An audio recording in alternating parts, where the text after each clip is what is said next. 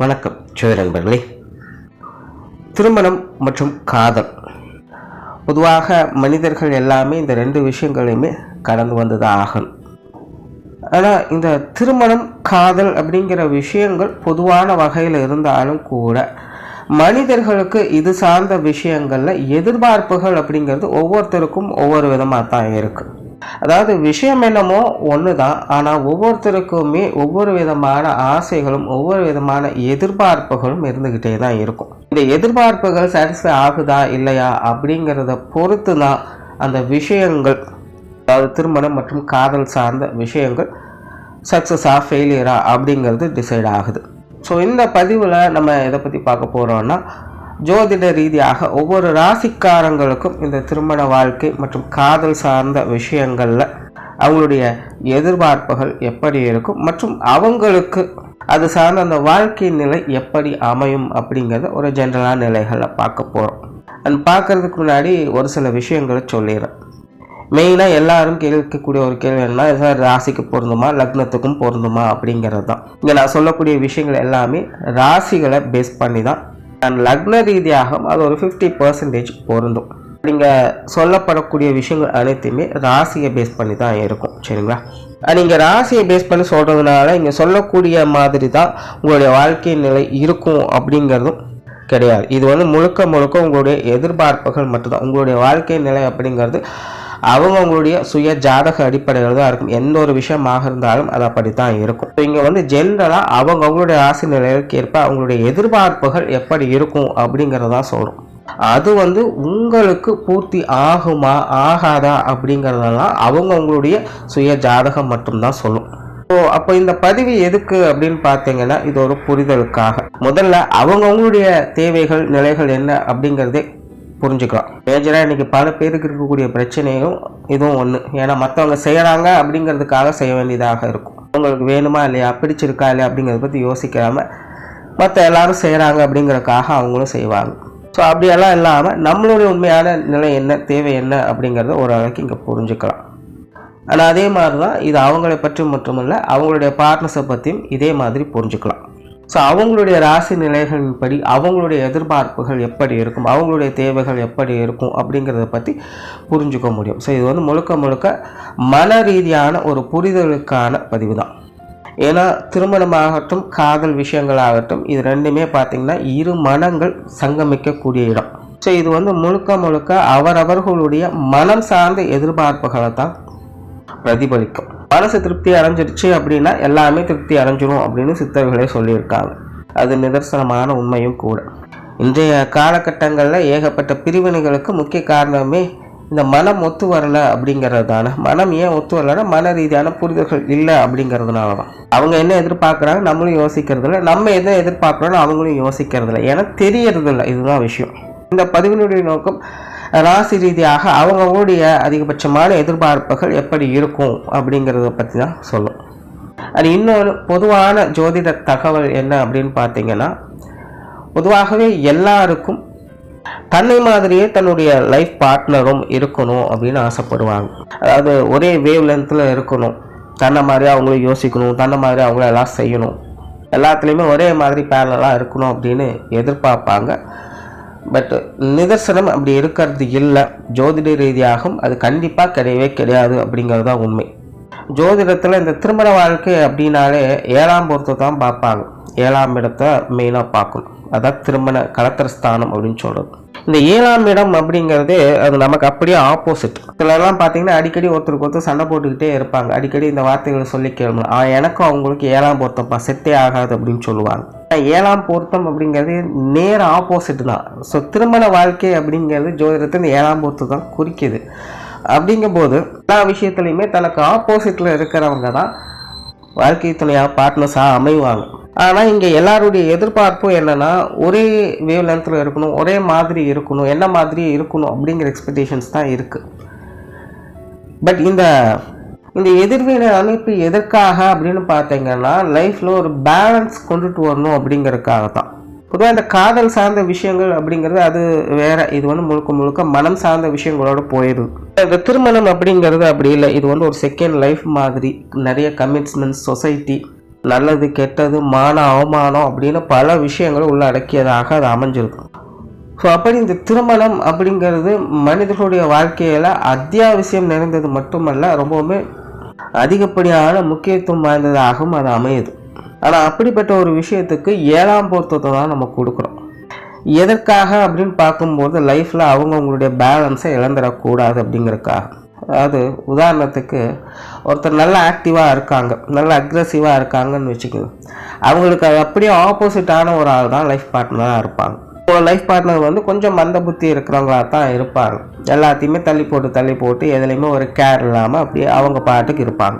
இது எதுக்காக இப்படின்னு பார்த்தீங்கன்னா, அப்போ தான் இந்த பேலன்ஸ் நிலைத்தர. ஏன்னா ஒருத்தர் வந்து எல்லா விஷயங்களையும் ரொம்ப ஆக்டிவாக அக்ரெசிவாக இருக்காங்க அப்படிங்கும்போது அவங்கள சார்றவங்களும் அதே மாதிரி இருந்துட்டாங்க அப்படின்னா அது வந்து எரிரத்தியில் என்ன ஊற்றுற மாதிரி ஆகிடும். ஒரு கண்டிஷனே இல்லாமல் லிமிட்டே இல்லாமல் லெவலுக்கு மேலே அது வந்து பஸ்ட் ஆகிடும். இப்போ ஒரு வேளை இன்னொரு சைடில் பார்த்தீங்கன்னா அவங்க மந்தமாக இருக்காங்க, எல்லாத்தையுமே டேக் இட் ஈஸியாக எதையுமே கேர் பண்ணிக்காமல் அவங்க பாட்டுக்கு போயிட்டுருக்காங்கன்னு வைங்களேன். இப்போ அவங்களுக்கு அவங்கள ஒத்த மாதிரியே ஒருத்தங்க செய்கிறாங்க அப்படிங்கும்போது அவங்களுடைய லைஃப் எதுக்குமே பிரயோஜனம் இல்லாமல் போய்டும். ஒரு லெவலுக்கு மேலே யாருமே எதுவுமே செய்யவே முடியாது, செய்யணுங்கிற எண்ணமே அவங்களுக்கு வராது. லைஃப் எங்கே போய் நிற்கும், டார்க் சைடில் போய் ஒன்றுமே இல்லாமல் சுத்தமாக சூனியமாயிடும். ஸோ இப்போ இந்த ரெண்டு நிலையுமே பேலன்ஸ் பண்ணணும் அப்படின்னா, அதாவது ஓவராக அக்ரெசிவாகவும் போயிடக்கூடாது, அதே நேரம் ஓவராக டம்பும் ஆகிடக்கூடாது அப்படிங்கிறதுக்காகத்தான் இந்த ரெண்டு நிலைகளும் சேர்க்கப்படுது. அதனால் இந்த திருமணம் அப்படிங்கிறத புரிஞ்சுக்கோங்க. இது வந்து வாழ்க்கையினுடைய பேலன்ஸ் நிலையை குறிக்கக்கூடியது. கண்டிப்பாக கருத்து வேற்றுமைகள் அப்படிங்கிறது நிச்சயமாக இருக்கத்தான் செய்யும். வாழ்க்கையினுடைய நல்லது கெட்டதுகளை சமன்படுத்துவதற்காக அதனுடைய அமைப்பே அப்படித்தான் அமைஞ்சிருக்கு. பட் அதே நேரம் அது அப்படி இருந்தாலும் கூட சமன்படுத்தக்கூடிய நிலைகளில் அது உடன் இருப்பவங்களுடைய தேவைகளையும் கொஞ்சம் கொஞ்சமாக பூர்த்தி செஞ்சுக்கிட்டு தான் இருக்கும். ஸோ முழுசாக பூர்த்தி செய்யாது, கொஞ்சம் கொஞ்சமாக தான் பூர்த்தி செய்யும். அதாவது இங்கே வந்து சாட்டிஸ்ஃபை அப்படிங்கிறது விஷயம் கிடையாது. சமன்படுத்துதல் அப்படிங்கிற நிலைகளில் அது ஒரு சில விஷயங்களை செஞ்சுக்கிட்டு இருக்கும். அந்த விஷயங்கள் மூலமாக நம்மளுடைய சில எதிர்பார்ப்புகள் சாட்டிஸ்ஃபை ஆகும். ஸோ இந்த புரிதல் இருந்துருச்சு அப்படின்னா இந்த திருமண வாழ்க்கை அப்படிங்கிறது நல்லபடியாக இருக்கும். அப்படி இல்லாமல் ஒருதலைபட்சமாகவே எல்லாத்தையும் யோசித்தாங்க அப்படின்னா அங்கே வந்து எந்த ஒரு பிரயோஜனமே இருக்காது. அதாவது இங்கே நான் சொல்ல வர்றது சரி தவறு நல்லது கெட்டது அப்படின்னால எதுவும் பேச வரல. இப்போ அந்த புரிதல்கள் இல்லாத பட்சத்தில் அங்கே அவங்க என்னதான் பண்ணிட்டு இருந்தாலும், என்னதான் சொல்லிட்டு இருந்தாலும், இல்லை நினச்சிட்டு இருந்தாலும் அதெல்லாமே வந்து அதில் வந்து எந்த ஒரு அர்த்தமோ யூஸும் கிடையாது அப்படிங்கிற நிலைகளாக தான் போய்கிட்டு இருக்கும். ஸோ இப்போ இந்த திருமண வாழ்க்கை அப்படின்னு வரும்பொழுது சில விஷயங்களை இப்படி புரிஞ்சுக்கோங்க. இது எல்லாமே நான் வந்து ஜோதிட ரீதியாக இருக்கக்கூடிய விஷயங்களாக தான் சொல்லியிருக்கேன்.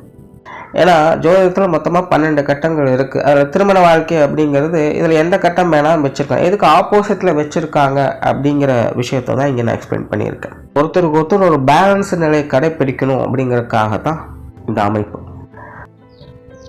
சிலருக்கு இன்னொரு டவுட் வரும், ஏன்னா நாங்கள் 2 பேருமே ஒரே ராசி தான், அப்போ எங்கள் 2 பேருக்கும் ஒரே மாதிரி தான் இருக்குமா அப்படின்னு கேட்டிங்கன்னா, அதாவது 2 பேருக்குமே ஒரே ராசியாக இருக்கும்போது அவங்களுடைய எதிர்பார்ப்புகள் ஒரே மாதிரி இருக்கும். பட் ஆக்டிவிட்டீஸ் அப்படிங்கிறது ஒரே மாதிரி இருக்காது. அவங்க ஒரு விஷயத்தில் ஃபோக்கஸ் பண்ணிட்டு இருப்பாங்க, இவங்க ஒரு விஷயத்தில் தான் ஃபோக்கஸ் பண்ணிட்டுருப்பாங்க.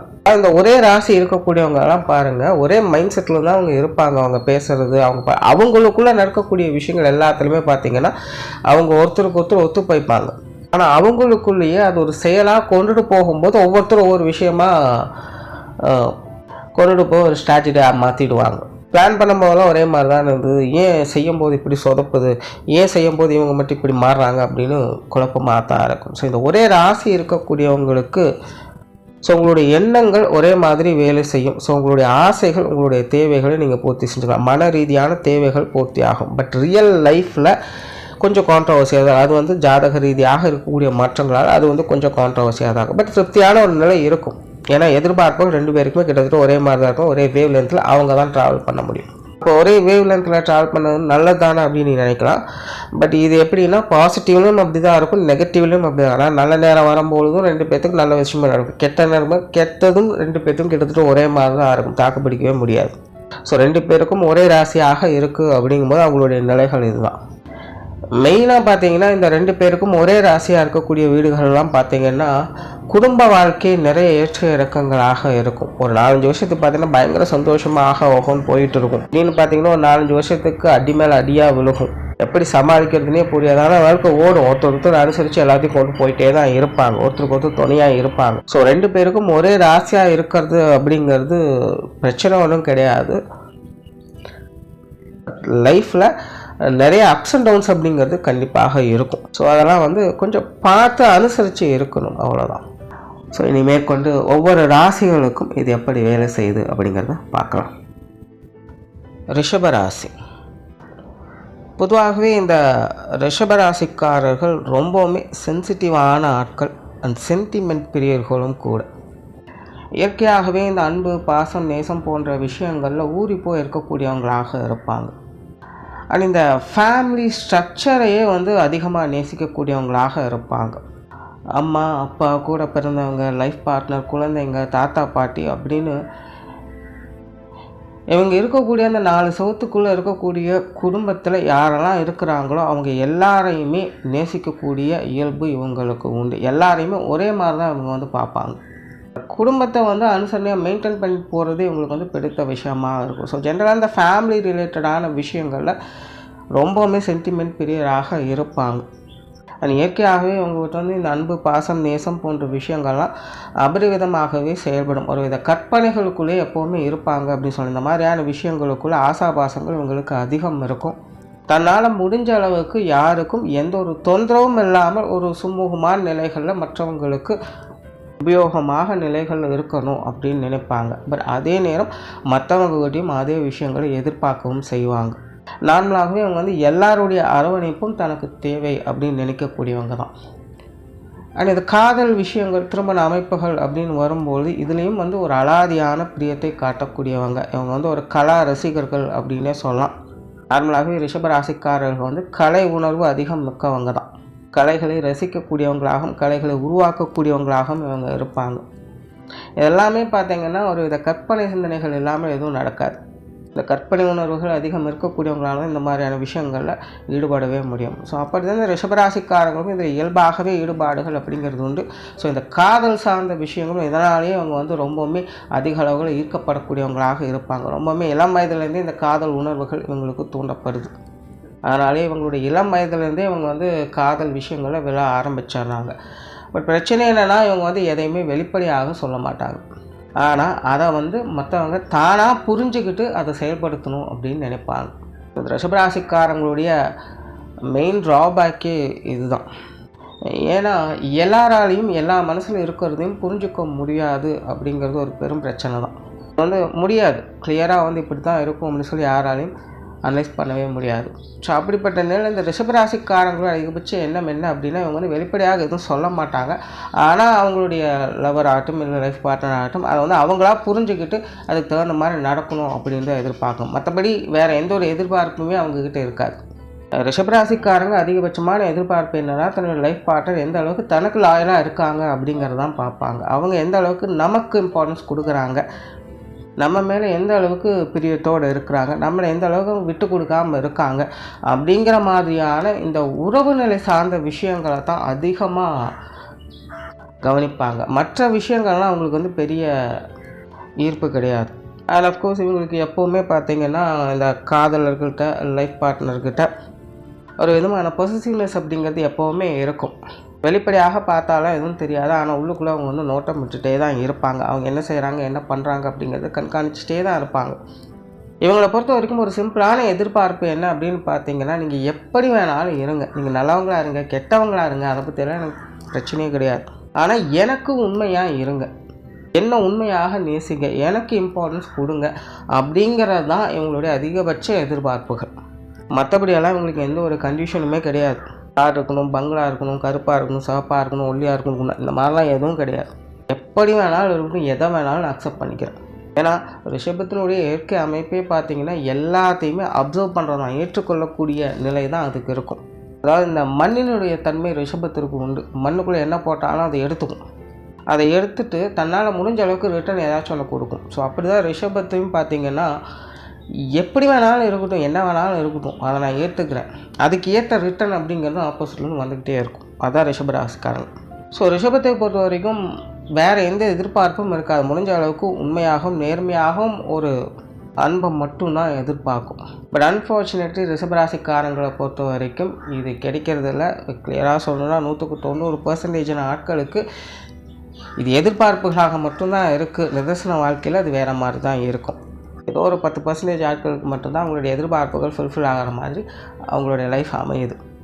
மற்றபடி மற்ற ஆட்களெல்லாம் பார்த்திங்கன்னா மனசில் இந்த எதிர்பார்ப்புகள்லாம் இருக்கும். பட் இருந்தாலும் என்ன பண்ணுறது, வாழ்ந்தாகணும் அப்படிங்கிறக்காக எதையோ மனசில் வச்சுட்டு அவங்க பாட்டுக்கு அவங்களோட வாழ்க்கையில் நடத்திக்கிட்டு தான் இருப்பாங்க. ஏன்னா அவங்களோட நேச்சரே அதுதானே, அவங்க எல்லாத்தையுமே அக்செப்ட் பண்ணக்கூடியவங்க தானே. ஸோ இப்படி லைஃப் அமைஞ்சாலும் அதையும் ஏற்றுக்கொள்ளுவாங்க. கொஞ்சம் நாள் கஷ்டமாக இருக்கும், அதுக்கப்புறம் பார்த்திங்கன்னா அது அப்படியே அவங்களுக்கு பழகிடும் இல்லை அவங்க ஏற்றுக்கிறாங்க.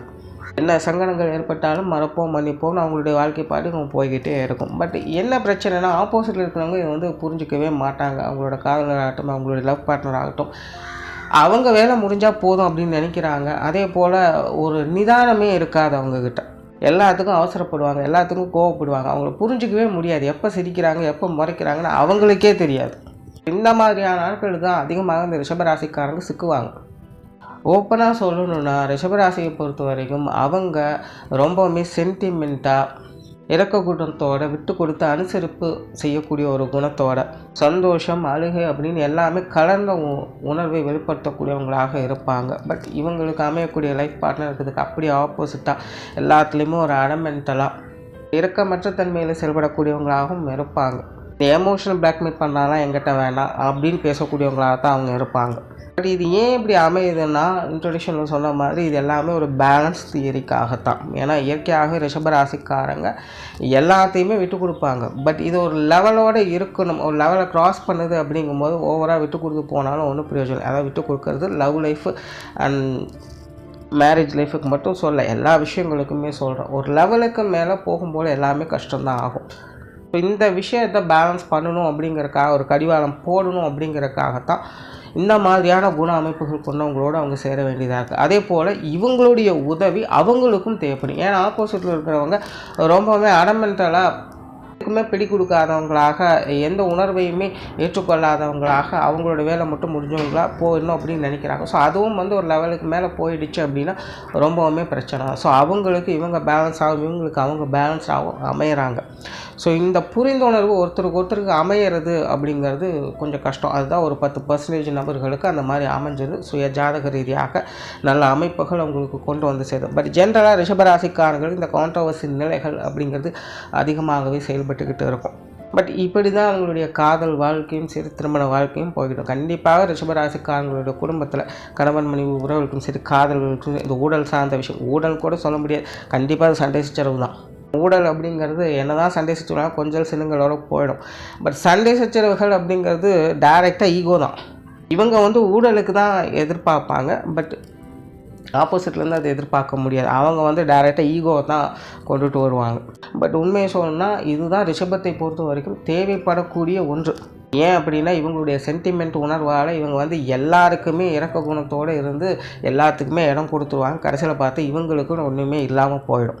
ஸோ இந்த நிலை இல்லாமல் இருப்பதுக்கு தான் ஆப்போசிட்டில் அந்த மாதிரியான ஆட்கள். ஸோ அவங்க ஒரு கடிவாளம் போடுற மாதிரி இறுக்கி பிடிச்சிட்டு தான் இருப்பாங்க. அப்படி இருக்கிற வரைக்கும் தான் அவங்களுக்கு இவங்க சேஃபாக இருக்க முடியும். இல்லை அப்படிங்கிற பட்சத்தில் வாழ்க்கை முழுவதும் கஷ்டப்பட்டு கொண்டு அழுது கொண்டு தான் இருக்கும். யாருக்குமே நன்றி இல்லை, எல்லாருக்கும் நான் செஞ்சேன், ஆனால் யாருமே என்னையை கண்டுக்கவே இல்லை அப்படின்னு புலம்பிக்கிட்டே இருப்பாங்க. பட் இப்போ என்ன நடக்குது அப்படின்னு பார்த்தீங்கன்னா, இவங்க என்ன புரிஞ்சிக்கல அப்படின்னு ஒருத்தர் மேலே மட்டும் அவங்க ப்ளேம் பண்ணுறாங்க. இதுதான் விஷயம். ஸோ இங்கே எப்படி இருக்குதுன்னு பார்த்தீங்கன்னா, 100 பேரையும் குறை சொல்கிறதுக்கு ஒருத்தர் மட்டும் குறை சொல்லிட்டு அழுதுட்டு இருக்கிறது நல்லது தான் அப்படிங்கிற மாதிரி இருக்கும். பட் என்னென்னா இந்த புரிந்துணர்வு அப்படிங்கிறது தான் தேவைப்படுது. இந்த பேலன்ஸ் நிலை பெறுவதற்காக இந்த மாதிரியான குண அமைப்பு பெற்றவங்க தான் இவங்கக்கிட்ட வருவாங்க. அதுக்கு காரணம் இவங்க தான்.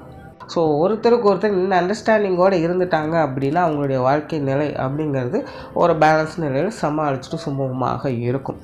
ரிஷபராசிக்காரங்க நார்மலாகவே ரசனை பண்புகள் அதிகமுடைய, முன்னாடி சொன்ன நல்ல கலா ரசிகர்கள். ஸோ இந்த ரொமான்ஸ் சார்ந்த விஷயங்கள்லாம் பார்த்திங்கன்னா இவங்க நல்லா ஒரு ப்ளே பண்ணணும் எதிர்பார்ப்பாங்க. சும்மா டைரெக்டாக ஆக்ஷனில் இறங்குறது அப்படிங்கிறதெல்லாம் இவங்களுக்கு பிடிக்காது. இவங்களை பொறுத்த வரைக்கும் ஆறாமரை எல்லாத்தையுமே ருசித்து சாப்பிடணும் அப்படின்னு தான் எதிர்பார்ப்பாங்க. ஸோ இந்த ரொமான்ஸ் சார்ந்த விஷயங்களில் ரசனை மிக்கவங்க, பட் ஸ்லோ பேர்னான ஆட்கள் தான். இந்த காதல் சார்ந்த விஷயங்கள், உணர்வுகள் சார்ந்த விஷயங்கள்லாம் பார்த்திங்கன்னா ரொம்ப ஈஸியாக ட்ரிகர் ஆகக்கூடியவங்களாகவும் இருப்பாங்க.